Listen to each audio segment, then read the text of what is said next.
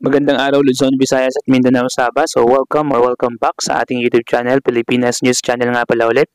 So in this video, pag-uusapan natin ang mga nangyari dito kay Naoya Inoue at ilang pa mga balita na ating nakalap sa mga nagdaang mga oras dito sa ating bansa at sa labas ng bansa natin. Most of all, ang ating pag-uusapan ay tungkol sa boxing. Okay? Itong sports na to talagang mainit sa mga tao. So dito sa nangyaring boxing or dito sa result ng laban ni Naoya Inoue at ni Kim ay marami pa rin talaga nagre-react hanggang ngayon. So dito sa Bernard Langgong page, Facebook page, sino naman ang katunggali ng monster ng Japan sa susunod niyang laban? Kapag lumaban siya sa 126 pounds, maraming bigating boksingero ang makakalaban niya at magkakaalaman na. So dito kasi mga kababayan, dapat matagal nang na-vacate ni Naoya Inoue yung pounds na kanyang pinamumugaran ngayon kasi wala naman talagang makakaharap sa kanya doon at wala naman talagang malakas doon kundi ilang mga boksingero lamang pero iniiwasan niya pa. So ito nga, maraming disappointed mga kababayan sa naging resulta ng laban niya kontra kay Kim, okay? Yejun Kim.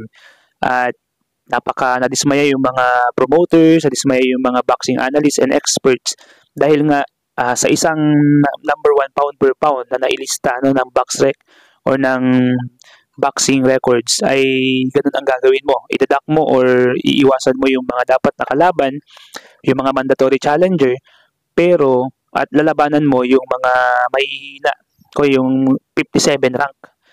No? Talagang napaka-questionable or marami ka talagang magiging batikos dito kay Naoya Inoue.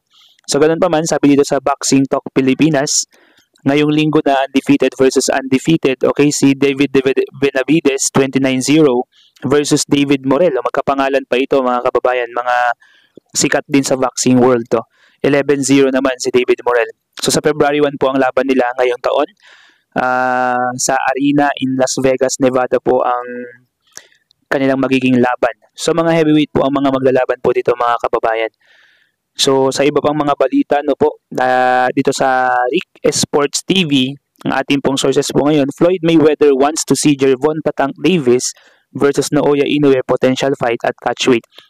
So nagdeklara na nga po ang kampo ni Naoya Inoue simula nung matalo niya si Jun Kim na si Naoya Inoue nga daw po ay nagpapakita or nagpaparamdam at nagsabi na rin po sa ilang mga media na siya po ay lalaban muli sa Amerika. At makikita po siyang lalaban doon sa mga malalaking laban na naghahantay sa kanya or pinaplano ng kanyang kampo na kalabanin. At nakakalungkot nga po doon mga kababayan, wala po doon si Cuadro Alas Casimero sa kanyang mga nakahilera na kakalabanin.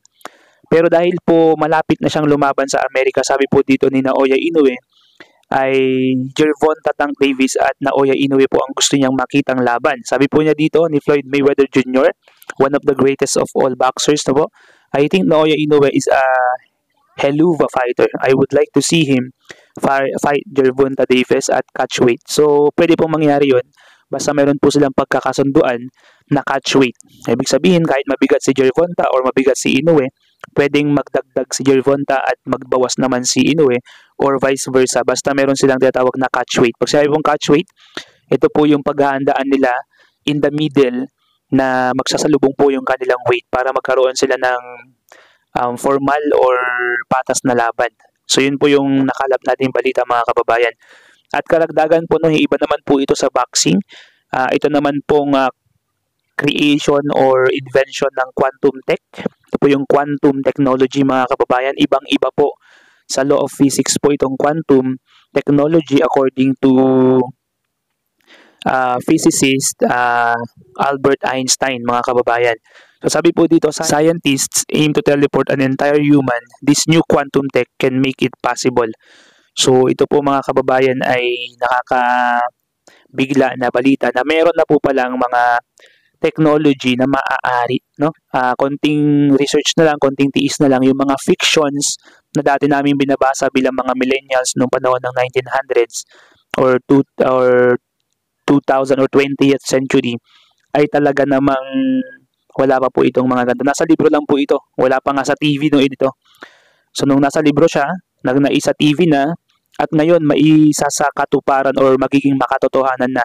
So medyo komplikado po itong i-explain sa mga oras na ito mga kababayan, pero I will try to make a video na magpapaliwanag po kung ano po ba yung quantum technology or yung quantum concept, and at the same time paano magiging possible yung teleportation ng isang tao sa isang dimension or sa isang lugar ng split seconds lang. So yun po yung ating mga nakalap na balita mga kababayan. Maraming salamat po sa patuloy na pagtutok. So kung gusto po niyo ng mga ganitong klase ng content mga kababayan, pakihit na po yung like button and unsubscribe button para nang sa ganun ay ma-update ko po kayo sa ating YouTube channel sa mga kagaya po ng ganitong video. Once again, this is Pilipinas News Channel.